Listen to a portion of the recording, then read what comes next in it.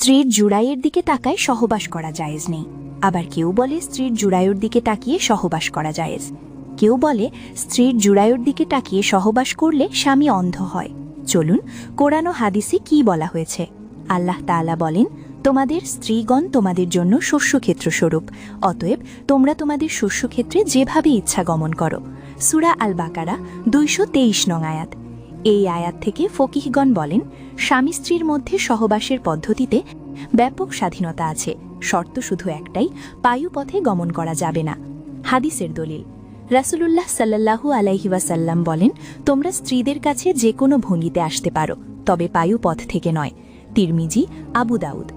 এই হাদিস থেকেও বোঝা যায় স্বামী স্ত্রীর বৈধ সহবাসে তাকানো না তাকানোর বিষয়ে কোনো স্পষ্ট নিষেধ নেই। আলেমদের মতামত: ১. অধিকাংশ আলেমের মত, স্ত্রীর লজ্জাস্থানের দিকে তাকানো জায়েজ, এতে কোনো গুনাহ নেই। ২.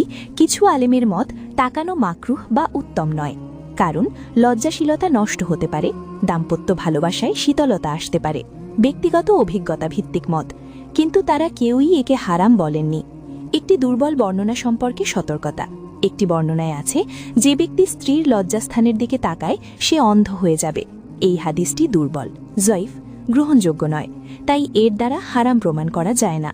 উত্তম আদব, ইসলামী শিষ্টাচার যদিও জায়েজ, তবে উত্তম হল স্বামী স্ত্রী পরস্পরের প্রতি লজ্জাশীলতা বজায় রাখা, ভালোবাসা, দয়া ও সম্মানের পরিবেশে সহবাস করা, সহবাসের আগে দোয়া পড়া। চূড়ান্ত সিদ্ধান্ত: স্বামী যদি নিজের স্ত্রীর লজ্জাস্থান অর্থাৎ জুড়াই বা ফর্জের দিকে তাকিয়ে সহবাস করে, এটি হারাম নয়, তবে কিছু আলেম এটিকে মাকরুহ বা অপছন্দনীয় বলেছেন, হারাম বলেননি। জায়েজ, হারাম নয়, কিছু আলেমের মতে মাকরুহ, না করাই উত্তম। জানি না আপনি শেয়ার করবেন কিনা, তবে আমি বলবো আপনি শেয়ার করুন, হয়তো আপনার একটি শেয়ারে অনেক স্বামী স্ত্রীর উপকার হবে। আল্লাহ আমাদের সবাইকে সঠিক জ্ঞান অনুযায়ী আমল করার তৌফিক দিন। আমিন।